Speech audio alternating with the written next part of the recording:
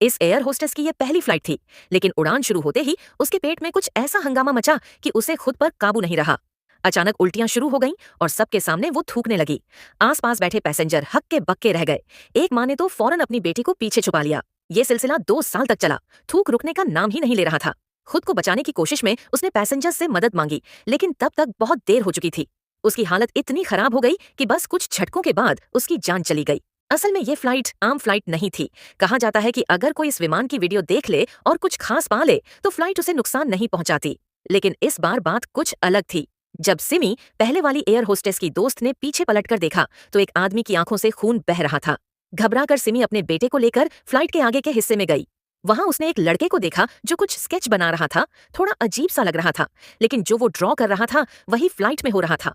हर किसी की मौत का तरीका भी उसके स्केच से मैच कर रहा था। अगर ये स्केच भविष्यवाणी है तो शायद आगे का रास्ता बच निकलने का है। मगर इससे पहले कि सिमी कुछ सोच पाती, एक आदमी बिना किसी कारण जलकर राख हो गया।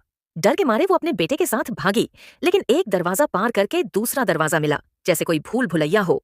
और इस तरह वो फ्लाइट में हमेशा के लिए फंस गए। इस सब की शुरुआत एक ऑमलेट से हुई थी। हाँ, सही सुना। सासू माँ गुस्से में पोते को बालकनी में ले गईं, क्योंकि बहू ने नाश्ते में ऑमलेट बनाना भूल गई थी। उन्हें भूलने की बीमारी थी और वो पोते को बालकनी की रेलिंग के पास अकेला छोड़ गईं। जब बेटे और बहू को पता चला कि बच्चा गायब है तो दादी को कुछ याद ही नहीं था। वो अपार्टमेंट टावर की ऊंचाई और बच्चे की मासूम जिज्ञासा को भूल गई थीं। शुक्र है बच्चा सही सलामत मिल गया। पर अब अजय पिता को लगा कि माँ की हालत परिवार के लिए खतरा बन सकती है।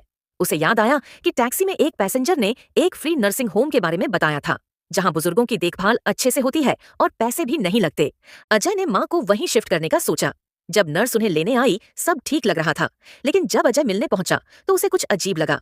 मिलने का टाइम सिर्फ रात में, और वो भी अपॉइंटमेंट से, मानो कोई जेल हो। लेकिन ये सब फ्री का था तो उसने ज्यादा सवाल नहीं किए।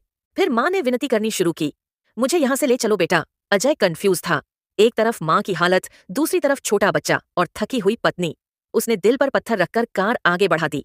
पर वो नहीं जानता था कि उस नर्सिंग होम के अंदर कोई बहुत ही डरावना राज छुपा है। कुछ दिन बाद जब वो मिलने गया तो होम पूरा खाली था। डरते डरते वो माँ के कमरे तक पहुंचा और जो देखा वो एक बुरे सपने जैसा था। माँ के शरीर के टुकड़े टुकड़े कर दिए गए थे और वो पूछ रही थी, क्यों छोड़ा मुझे? अजय जाग गया। ये बस एक बुरा सपना था, लेकिन सपनों का भी तो कहीं ना कहीं सच्चाई से रिश्ता होता है। उसे शक हुआ कि माँ खतरे में है। पत्नी के कहने पर वो माँ को वापस लाने पहुंचा। वो दोबारा नर्सिंग होम गया, पर फिर से वैसा ही सन्नाटा। फिर अंदर जाकर एक रूम में उसे कुछ आवाजें सुनाई दी और देखा वहां बुजुर्गों की जगह एक झुंड यंग लोग मौजूद थे। तभी नर्स आई, माहौल को नॉर्मल किया। पर जब अजय ने माँ से मिलने की बात की तो बोला गया कि उनकी मानसिक हालत ठीक नहीं, मिल नहीं सकते। कुछ तो गड़बड़ थी। उसी वक्त एक